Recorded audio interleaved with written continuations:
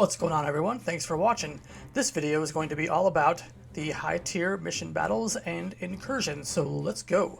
High-tier mission battles are a way to experience certain older mission boss fights at a much higher difficulty and much greater rewards, especially since the original fights sometimes didn't reward a single thing.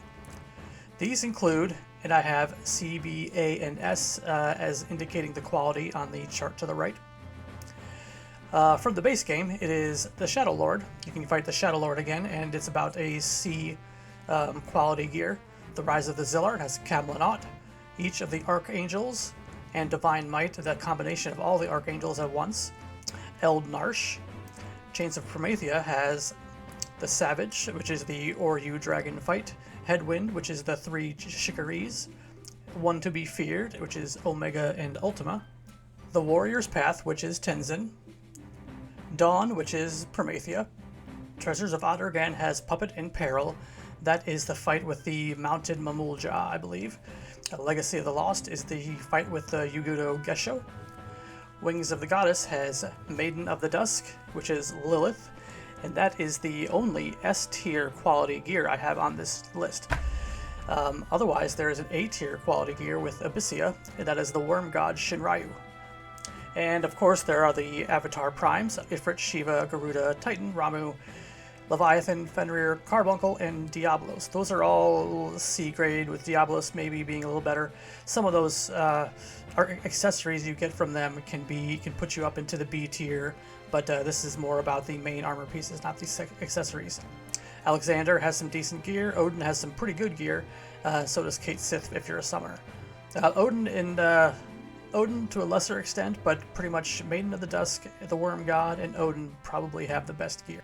In order to enter these fights, you must possess a purchasable key item and go to the certain entry point for the fight.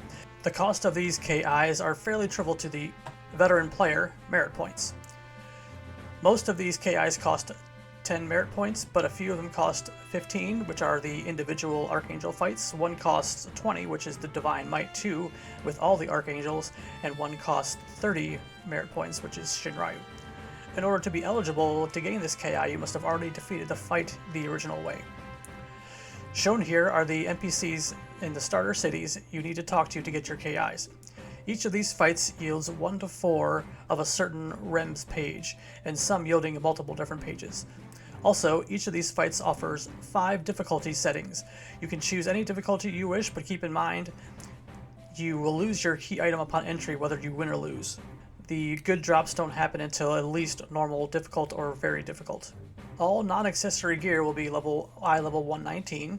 Some of the earlier high-tier mission battlefields aren't really worth it much these days except for the REMS pages you might need, but they are also fairly easy at D and VD, that is difficult and very difficult, with some good gear and good trusts. The real points of interest for these fights are currently the occasional fantastic accessory from Odin and the exceptional Malignance gear from Lilith. Each piece has plus physical damage limit, which is hard to come by, high accuracy, and minus damage taken, and great stats. Full disclosure, I have no experience with the Lilith fight, as I haven't even finished the Wings of the Goddess missions, so I am only going from what I've heard.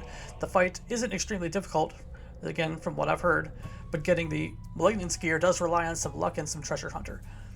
That brings me to my next point. I happen to have 2 Malignance body pieces. You might be asking, well, how has this happened since I haven't done the fight?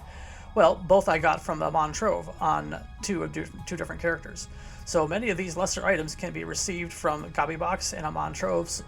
So overall, I would recommend just worrying about the lower fights for the REMS pages you need and concentrate a real effort on getting the missions for the higher fights, Shinryu, Odin, and Lilith. Anyway, that about does it for the high-tier mission battles. Let's move on to the next one.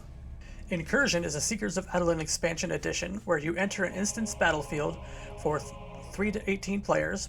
Full disclosure on this one as well, I haven't ever done this one, but I will do my best to talk about it.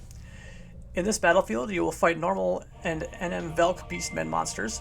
Each Velk NM can drop JSE capes, that is job-specific equipment capes, and Velk coffers.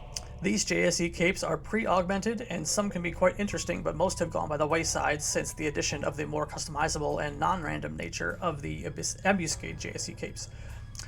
The Velt coffers, once opened, can yield a variety of low-level and less than stellar crafting items, but also the Mephistophelians mantle. This is really the only thing worth doing Incursion for, in my opinion, and that is probably one of the reasons why I've never sought out doing this battlefield. The Mephistophelians mantle will pop from a Velk or Grand Velk copper and have a pre-augmented capacity point plus stat on them. It ranges from 1 to 50. 50 is the pinnacle of the capacity point items, but it is quite rare to get the 50. I would rather buy on the auction house the Aptitude Mantle plus 1, which has a plus 30 stat automatically. But like I said, I haven't done this event, so I could be missing something awesome. If I am, please let me know in the comments. The potential gear is not great, so I have shown them as C and medium difficulty. Well, that was a quick episode. Just stay tuned for next one. Next one should be a pretty long episode with Unity and Odyssey. I will probably combine them because they are related to each other, and we'll see you next time.